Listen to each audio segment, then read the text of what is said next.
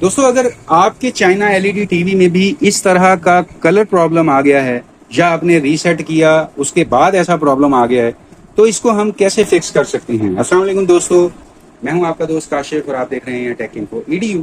دوستو یہ بہت ہی کامن پرابلم ہے کہ ایل ای ڈی کو ریسیٹ کرنے سے یا کئی دفعہ میپنگ پرابلم ویسے ہی آ جاتا ہے تو بہت سارے دوست پریشان ہو جاتے ہیں کہ شاید ہماری ایل ای ڈی کا پینل خراب ہو چکا ہے، لیکن اسے آپ گھر پر ہی فکس کر سکتے ہیں۔ لیکن جو سٹیپ میں آپ کو بتاؤں گا آپ نے انہی سٹیپ کو فالو کرنا ہے۔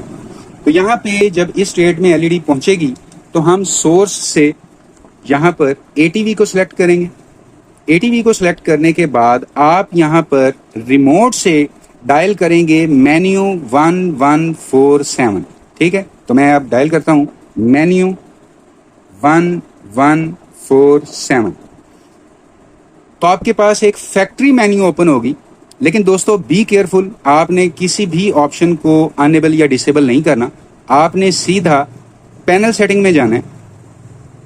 یہاں پر آپ کو پینل سیٹنگ ملتی ہے، اسے اوپن کریں گے تو یہاں پر کافی سارے آپشن ہیں، بٹ موڈ ہے، میپ ہے، فارمیٹ ہے، پینل پاور ہے، مرر ہے۔ آپ نے کسی بھی آپشن کو انیبل یا ڈسیبل یا اس کی ویلیو چینج نہیں کرنی، تو ہم سیدھا LVDS فارمیٹ میں جائیں گے۔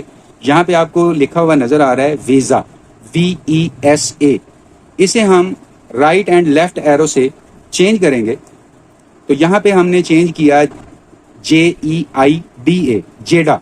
تو یہاں پہ ہماری ایل ای ڈی کے کلر بالکل پرفیکٹ ہو گئے ہیں جس طرح کے پہلے تھے۔